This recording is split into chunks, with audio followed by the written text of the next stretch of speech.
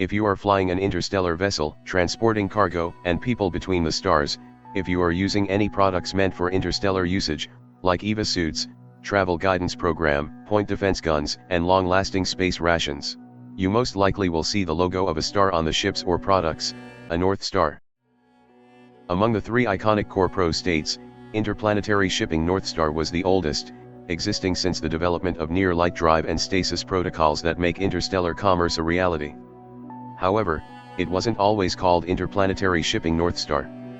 In fact, Interplanetary Shipping Incorporated and Northstar Corporation were rival shipping companies. Both have an origin in early Union history as worker-owned shipping cooperatives in charge of Theseus Shipyard, a pre-fall orbital facility around Luna, Cradle's moon. But, in the early days of interstellar commerce, both companies quickly realized one thing. Space is hell, or the closest thing to it, with dangers that could end 100,000 mana-worth vessels very easily. On top of that, signs of early stellar piracy began to emerge, wrecking one shipping line after another. Something had to be done, but nobody can do it on their own. Thus, the Interplanetary Shipping Incorporated and the Northstar Corporation have formed a defense pact, merging their companies as one, creating not just the largest shipwright cooperatives in Union space, but also the largest private anti-piracy force. Working side by side with Union Navy officers, the first of naval-based weapons, defenses, and doctrines were quickly developed by the newly named Interplanetary Shipping Northstar, and soon they had a monopoly over the market. When Union discovered a new habitable world, it was IPS-N hulls that transported colonists and explorers to claim the world. When humanity gained access to blink space, it was IPS-N hull that first survived exposure to blink space and went through it. When the shipping lane was endangered, it was IPS-N trunk security officers that protected these routes in even the most remote region of space, working alongside with the Albatross. With millennia of involvement in human colonization throughout the stars, IPS-N has become a reliable household name on many core and diasporan worlds, building the very house they now live in.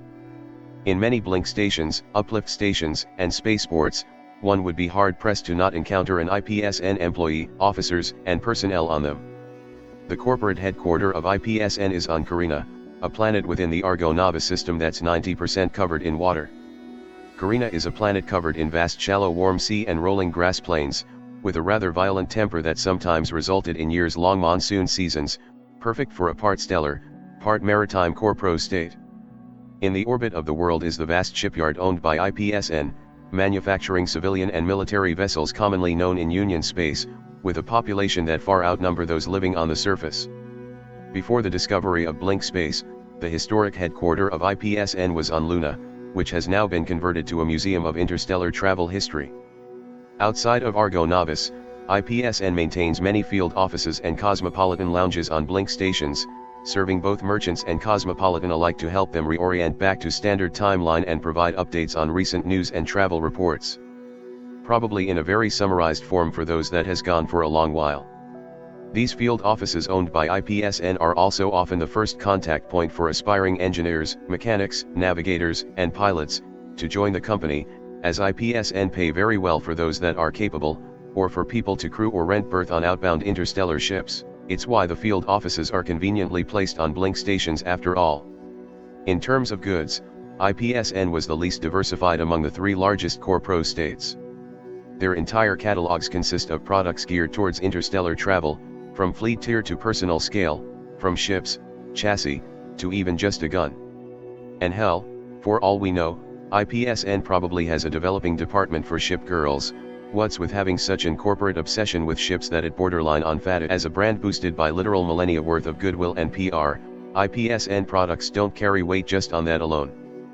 Using time-tested reliable technology with durability hard to achieve by lesser companies, the hulls and legacy chassis manufactured by IPS-N will always perform at its peak in even the most hostile environment, and as such, every interstellar traveler worth their weight will pick the brand for its reliability that almost certainly will last far longer than they will.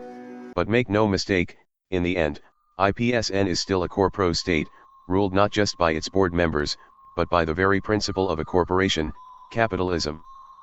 One that focused on long-term profit and usually won't make any short-sighted decisions that will backfire on it dramatically, unlike corporations that plagued Cradle pre-fall, but as a core pro state with reach that stretched beyond star systems, How could anyone notice all of their flaws if nobody was left alive to tell it?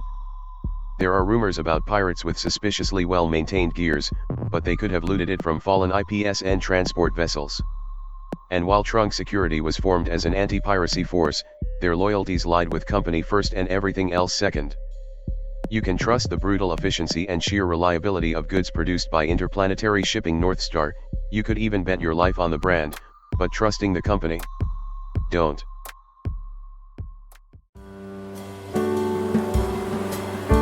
Hello there, if you like this video, please subscribe to my channel and click that notification bell button. If you really want to support my channel, you could visit my Patreon page, or buy me some coffee, links in the description. Anyway, have a nice day.